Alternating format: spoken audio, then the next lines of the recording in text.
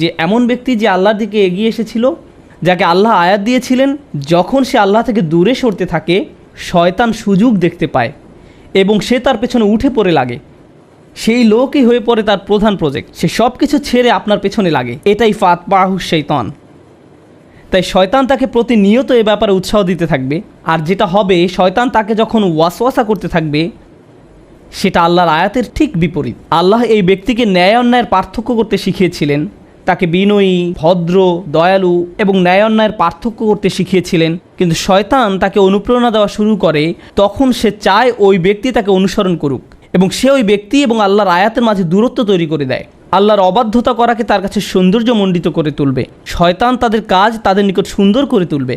আর যখনই সে এটা শুরু করে, তখন কি হয়? আল্লাহ বলছেন ফাকানা মিনাল গাওয়িন, ফাকানা মিনাল গাওয়িন, ফলে সে পথভ্রষ্টদের অন্তর্ভুক্ত হয়ে পড়েছে। আরবিতে গাওয়া দিয়ে বোঝায় যখন কেউ সোজা পথে চলছিল, কিন্তু এক সময় সে হয়তো এমন একটা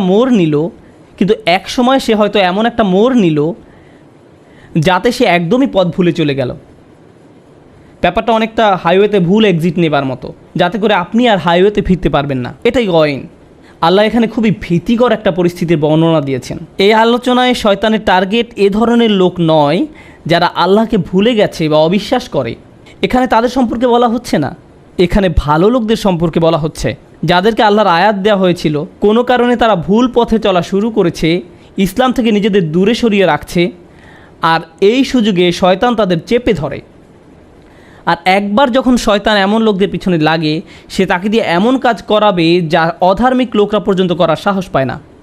এই ব্যক্তি যে কিনা বিশ্বাসীদের অন্তর্ভুক্ত ছিল, তার এমন অধপতন তার হতে পারে, সে এমন কাজ করতে পারে যা অমুসলিমরা পর্যন্ত করে না। সে এমন নিচে নামতে পারে, মানে হচ্ছে আসফালা সাফিলিন, নিচু থেকেও নিচু।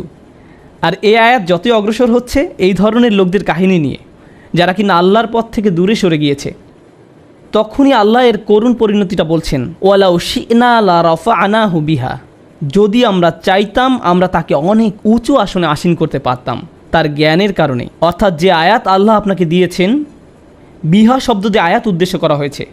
সুতরাং আল্লাহ আপনাকে যে আয়াত দিয়েছেন তার উদ্দেশ্য ছিল আপনাকে সম্মানের আসনে আসীন করা। উঁচুতে ওঠানোর ধারণাটি কোরআনে চিত্রকল্পরূপে ব্যবহার করা হয়েছে।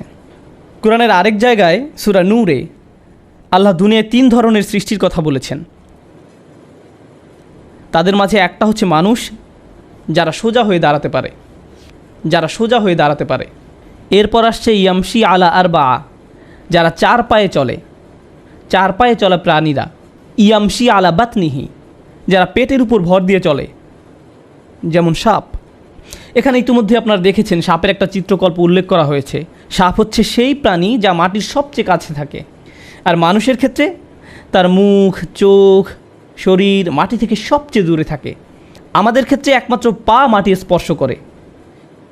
লক্ষ্য করলে দেখবেন যারা 4 পেয়ে প্রাণী, তারা কিন্তু সবসময় মাটির দিকে তাকিয়ে হাঁটে। তাদের শরীর এমনভাবে তৈরি যে তারা সবসময় মাটির দিকে চেয়েই হাঁটে। তাই প্রাণীকুলের মাঝে নিচু প্রাণী হচ্ছে সাপ। আর আল্লাহ বলছেন, যদি উনি চাইতেন সে লোককে মানুষের মতো মানুষ বানাতে পারতেন যে সোজা হয়ে চলে। লা রাফা'নাহু বিহা, এর দ্বারা তাকে উঁচু করতে পারতেন, যেভাবে মানুষকে সৃষ্টি করা হয়েছে। মানুষ যখন উপরে তাকায়, তারা তাকায় আকাশের দিকে, তাদের লক্ষ্য অনেক উঁচুতে। আমরা এমন জিনিসের আশা করি যা আকাশ থেকে আসে, যা অন্য প্রাণীদের মতো নয়, যাদের একমাত্র লক্ষ্য শুধু মাটির দিকে। তারা শুধু সেদিকেই তাকিয়ে চলে, তারা উপরে তাকায় না, সম্মুখেও তাকায় না। আফামাই ইয়ামশি মুকিব্বান আলা ওয়াজহিহি আহদা ওয়ামাই ইয়ামশি সাওয়িয়ান আলা সিরাতিল মুস্তাকিম, যার মুখ মাটিতে আটকে আছে সেই কি সৎপথে চলে, না সেই ব্যক্তি যে সোজা হয়ে চলে। এই আয়াতে এটাই কোরআনের অঙ্কিত ছবি। আল্লাহ বলছেন, যদি আমরা চাইতাম আমরা তাকে উঁচুতে উঠাতে পারতাম, অন্য কথায় আমরা তাকে ভালো থেকে উত্তম আরও উৎকৃষ্টে পরিণত করতে পারতাম। আপনি দিন সম্পর্কে খুব অল্প জানেন, কিন্তু ওই সামান্যটুকুর কারণেই আল্লাহ আপনাকে পরের স্তরে উন্নীত করতে পারতেন, সেখান থেকে আরও উপরের স্তরে, সেখান থেকে আরও উপরে। এখানে আপনাকে হয়তো কোনো ইমামের সাথে, আলিমের সাথে বা সেরা কোনো আবিদের সাথে তুলনা করা হয়নি। আপনি নিজেই ক্রমান্বয়ে উন্নতির দিকে এগিয়ে চলতে পারতেন, শুধুমাত্র এই কারণে যে আল্লাহ আপনাকে শুরু করার জন্য অতি সামান্য কিছু হলেও জ্ঞান দিয়েছিলেন। ওয়ালাকিন্নাহু আখলাদা ইলাল আরদ, কিন্তু সেই ব্যক্তি পুরোপুরি তার দৃষ্টি ফিরিয়ে নিল ভূমির দিকে, মানে নিচের দিকে। আখলাদা শব্দটি এসেছে খুলুদ থেকে। মজার ব্যাপার হচ্ছে আসল শব্দটা হচ্ছে এখানে ইখলাদ, যার অর্থ হচ্ছে কোনো কিছুকে স্থায়ী বানিয়ে ফেলা, স্থায়ী হওয়া নয়। মানে হচ্ছে আখলাদা নাফসাহু ইলাল আরদ, আখলাদা হাওয়াহু ইলাল আরদ, আখলাদা হাম্মাহু ইলাল আরদ। সেই ব্যক্তি যাই করতে চাইতো না কেন, যাই করতে চাইতো না কেন, তার সব কিছু এখন দুনিয়া কেন্দ্রিক হয়ে গেছে। সেই ব্যক্তি যে জান্নাত সম্পর্কে জানে, সে আল্লাহর সাক্ষাৎ সম্পর্কে জানে, সে কিয়ামতের দিন সম্পর্কে জানে, কিন্তু তা সত্ত্বেও নিজেকে দূরে সরানোর কারণে এখন একমাত্র যা নিয়ে চিন্তা করে, ভালোবাসে, যা তার একমাত্র প্রধান লক্ষ্য, তার সব কিছুই এই দুনিয়া কেন্দ্রিক। যা কিছুর আকাঙ্ক্ষা তার আছে, টাকা, সম্পদ, খ্যাতি, লোভ, এগুলো নিয়েই তারা সব সময় চিন্তা করে। এর বাইরে তারা আর কিছুই ভাবতে পারে না। তারা আল্লাহর সামনে কিভাবে দাঁড়াবে সেটা নিয়ে তাদের কোনো চিন্তা নেই। কি দুঃখজনক ব্যাপার। যে ব্যক্তি আল্লাহর আয়াত সম্পর্কে জানে যে তাদের লক্ষ্য আরও উঁচু হওয়া দরকার, কিন্তু তারা শুধুই এই দুনিয়া নিয়ে চিন্তা করে। আখলাদা ইলাল আরদ। আর এই রূপক আয়াতটি আল্লাহ শেষ করেছেন এইভাবে যে ফামাসালুহু, কিভাবে ওই ব্যক্তিকে বর্ণনা করা যায়। সেই ব্যক্তি যে কিনা সাপের মতো ব্যবহার করছে। তাই এখন আল্লাহ এর থেকেও খারাপ একটি উদাহরণ দিচ্ছেন। উনি বলছেন ফামাসালহু কামাসালিল কলব, তার উদাহরণ হচ্ছে একটি কুকুরের মতো, একটি কুকুরের মতো। এটাই যথেষ্ট অপমানজনক, কারণ কুকুর হচ্ছে এমন একটা প্রাণী, হ্যাঁ এটা বিশ্বস্ত, কিন্তু আল্লাহ আসলে কথা বলছেন এমন একটি ছন্নছাড়া কুকুরের। এটা আমরা দেখব আয়াতের ভাষা থেকে। এই যে কুকুরটি যার বর্ণনা আল্লাহ দিচ্ছেন, আপনারা জানেন কোরআনে আমরা বিভিন্ন মানুষের উদাহরণ পাই যাদেরকে কোনো প্রাণীর সাথে তুলনা করা হয়েছে। যেমন ইসরায়েলরা, যারা তাদের উপর বর্ণিত কিতাবের মর্যাদা দিতে পারেনি, তাদের উদাহরণ সেই গাধা যে পুস্তক বহন করে চলে, কিন্তু এখানে বর্ণিত ব্যক্তি তার থেকেও খারাপ। তার তুলনা করা হয়েছে কুকুরের সাথে। আল্লাহ বলছেন ইন তাহমিল আলাইহি ইয়ালহাস, তুমি যদি এই কুকুরের উপর কোনো বোঝা চাপাও, কোনো বোঝা বেঁধে দেওয়া হয় এবং তারপর সেই বোঝা বহন করতে দেওয়া হয়, কুকুরটিকে কোনো বোঝা বহনের কাজ দেওয়া হয়, তখন সে জোরে জোরে হাঁপাতে থাকে।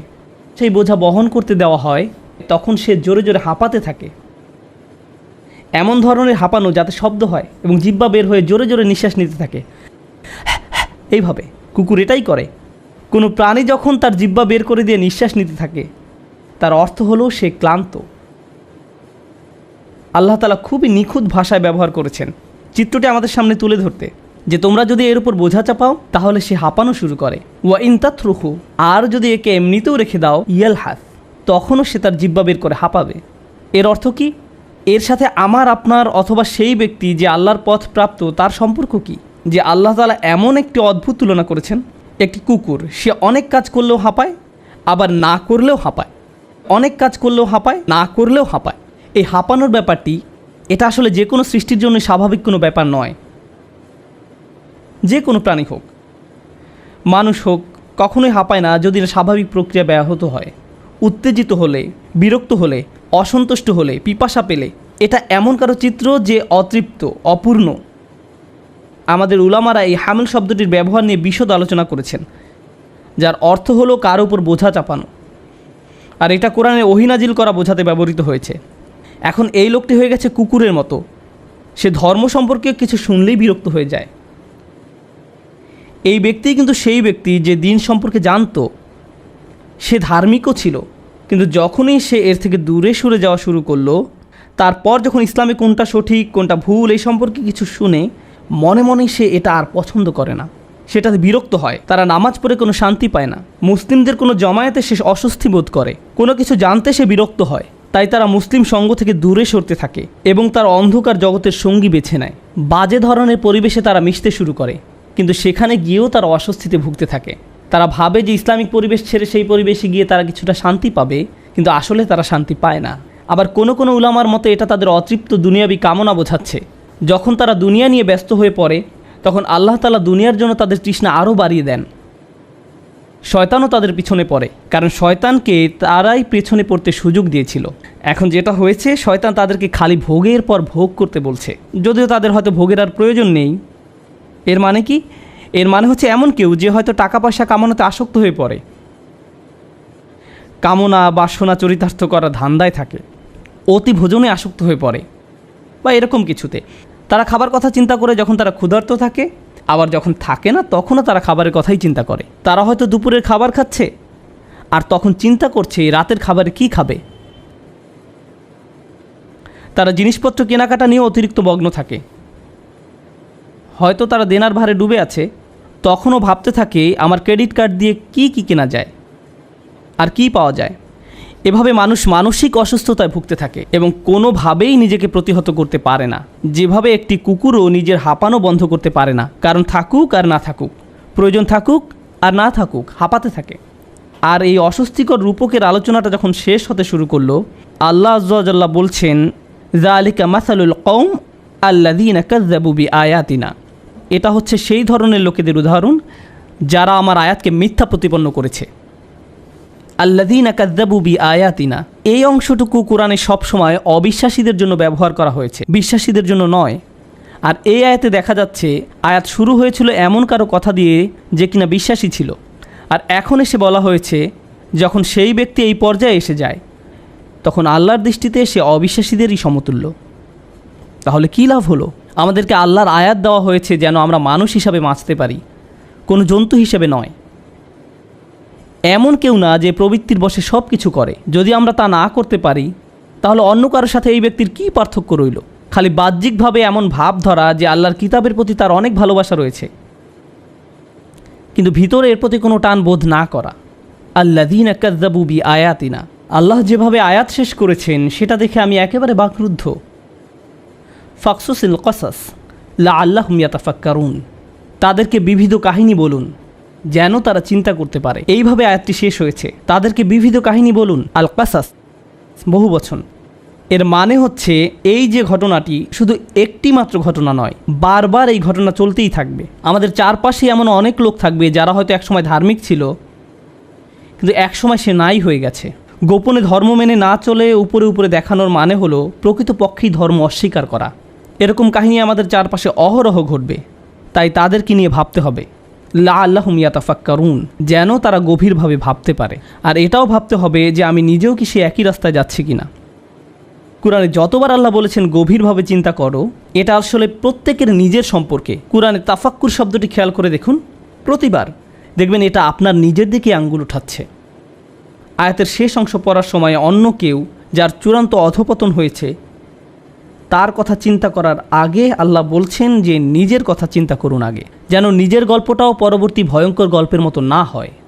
তারা যেন এই ট্র্যাপের পরবর্তী শিকার না হয় যারা ভাবে যে কিভাবে এই আয়াত তাদের উপর প্রযোজ্য। যাবার আগে আমি আপনাদের জন্য একটি চিন্তার খোরাক দিয়ে যাচ্ছি। অনেক লোক আছে যাদের জন্য দিনের পড়াশোনা করাটা আল্লাহ সহজ করে দিয়েছেন। এমনকি রাসূলুল্লাহ সাল্লাল্লাহু আলাইহি সাল্লামের সময়ও এমন ঘটনা ছিল। যারা বাইবেল নিয়ে পড়াশোনা করত, যারা হিব্রু ভাষা শিখে ধর্ম নিয়ে পড়াশোনা করত, তারা তাওহীদের ব্যাপারে নিঃসন্দেহ ছিল, কিন্তু তারা রাসূল সাল্লাল্লাহু আলাইহি সাল্লাম সম্পর্কে সন্দিহান ছিল। তারা ওনার কাছে এসে বলল, আসলাম তু বিল হানিফিয়া, এই এক ইলাহের ধারণা, এটা নিয়ে আমাদের কোনো সন্দেহ নেই, আমার এতে কোনো সমস্যা নেই, আমি শিরক পছন্দ করি না, কিন্তু আপনাকে নিয়ে আমার সন্দেহ আছে। আমার এতে সন্দেহ আছে যে আপনি সত্যিই আল্লাহ রসুল কিনা। তারা রসুল সাল্লাল্লাহু আলাইহি সাল্লামকে এই কথা বলতো। রাসূলুল্লাহ সাল্লাল্লাহু আলাইহি সাল্লাম তাদেরকে প্রমাণ দিতেন, কিন্তু পরে দেখা যেত যে এই সব লোকের দিন বিষয়ক পড়াশোনার সাথে তাদের অন্তরের কোনো যোগাযোগ নেই। রাসূলুল্লাহ সাল্লাল্লাহু আলাইহি সাল্লামের এই প্রজ্ঞা ছিল যে উনি বলতেন, তোমার মুখ দিয়ে যা বের হচ্ছে তা আসলে তোমার অন্তরের প্রতিফলন নয়, দুইটা ভিন্ন। শেষে এরাই ইসলামের কঠিন শত্রুতে পরিণত হলো। আজকের দিনেও এমন লোক আছে যারা দিনের শিক্ষাকে পাশ কাটিয়ে চলে। যেমন আমি নিজে যখন ইউনিভার্সিটিতে ইসলামিক স্টাডিজ করতাম, সেখানে অনেক নন মুসলিম প্রফেসর ছিল। তারা হয়তো এক যুগেরও বেশি সময় ধরে কোরআন নিয়ে পড়াশোনা করছে। মানে আমি যেটা বলতে চাচ্ছি যে তারা কোরআন নিয়ে অনেক জ্ঞানী। এমনকি তারা এটাও স্বীকার করে যে এটা একমাত্র ঐশী বাণীই হওয়া সম্ভব, এটা একমাত্র সৃষ্টিকর্তার কাছ থেকেই আসা সম্ভব, কোনো মানুষের পক্ষে এটা সম্ভব নয়, যেটা আসলে বলতে গেলে মুসলিম হিসাবেই নিজেকে সমর্পণ করার মতো। তো তাহলে কেন তারা পুরোপুরি মুসলিম হতে পারছে না? তখন তারা বলবে যে নিঃসন্দেহে এটা অসাধারণ, কিন্তু আমাকে আরও ভাবতে হবে। পরবর্তী পদক্ষেপটা তারা আর নিতে পারে না, কারণ হ্যাঁ, তাকে অনেক আয়াত দেওয়া হয়েছে, কিন্তু সে ওই কমিটমেন্টটা করতে প্রস্তুত নয়। কারণ তা করলে তার নিজেকে পরিবর্তন করতে হবে, কারণ এটা স্বীকার করলেই আপনার নিজেকে পরিবর্তন করতে হবে। আল্লাহ বলছেন, বাল ইউরিদুল ইনসানু লিয়াফজুরা আমামা, আসল ঘটনা সেটাই। মানুষ আসলে নিজের প্রবৃত্তির অনুসরণই করতে চায়। এটাই আসল ঘটনা। তাদের সামনে কোনো কিছু আসলো, তাদের মন চাইলো, তারা সেটা করলো, আর পরিণতি নিয়ে কোনো চিন্তাই করলো না। যখন আপনি দিনকে পুরোপুরি গ্রহণ করেন, তারপর যখনই আপনি কোনো কিছু বলতে যান বা করতে যান, কোনো লেনদেন করতে যান, আপনি এর ফল চিন্তা করেন, আর তখন আপনি নিজেকে প্রতিহত করেন। ওয়ানাহান নাফসা আনিল হাওয়া, সে নিজেকে নিজের প্রবৃত্তির অনুসরণ করা থেকে বিরত রাখলো। এই ধর্মে আসলে আপনাকে এটা মানতে হবে, কিন্তু যারা মানে না, তারা সেটা করতে চায় না। তাদের কাছে ধর্মটা ইন্টারেস্টিং মনে হয়, তারা সেটা নিয়ে পড়াশোনাও করতে পারে, সেখান থেকে অনেক কিছু কোট করতে হয়তো পারে, কিন্তু এখানেই শেষ। আর দুঃখজনকভাবে অনেক রেগুলার মুসলিমদের অবস্থাও এমন হয়। তারা কোরআনের তিলাওয়াত শুনতে পছন্দ করে, তারা হয়তো বিভিন্ন ইসলামিক লেকচার শুনতে পছন্দ করে, বলবে হয়তো অন্যকে এটা শুনেছো, ওইটা শুনেছো, আরে আমি তো সব ডাউনলোড করে ফেলেছি। সেই জিনিসগুলো শুনতে পছন্দ করেন, কোট করতে পছন্দ করেন, বইপত্র সংগ্রহও আছে অনেক, কিন্তু সেগুলো অনুযায়ী চলা সেই ক্ষেত্রে ইনসিলাহ করবে, তা পাশ কাটিয়ে যাবে। জীবনের যে বিষয়গুলোতে অবিশ্বাসীরা অগ্রাধিকার দেয়, তারাও সেই বিষয়গুলোতে অগ্রাধিকার দিবে। আল্লাহ আমাদেরকে তাদের অন্তর্ভুক্ত না করুন যারা শুধু কৃত্রিমভাবে দিনের প্রতি অনুরক্ত। আমরা যেন ভিতরে এবং বাইরের সব দিক থেকে আল্লাহর কাছে সমর্পণ করার মানসিকতা ধারণ করতে পারি। আল্লাহ আমাদের কমতিগুলো মাফ করুন এবং তাদের অন্তর্ভুক্ত না করুন যাদের পেছনে শয়তান আদা জল খেয়ে লেগে পড়ে, আর তা থেকে আমরা নিজেকে আর বাঁচাতে পারি না। আমি আল্লাহ তাআলার কাছে চাই যেন আল্লাহ আমাদের তরুণ, বৃদ্ধ, পুরুষ, নারী, শিশু সবার মাঝে আল্লাহর দ্বীনের প্রতি, আল্লাহর কিতাবের প্রতি একটি প্রকৃত ভালোবাসা দেন। আমাদের প্রত্যেককে আল্লাহ যে নিয়ামত দিয়েছেন আমরা যেন সেটা অনুধাবন করতে পারি, আর আমাদের জীবনে যেন তা ধরে রাখতে পারি।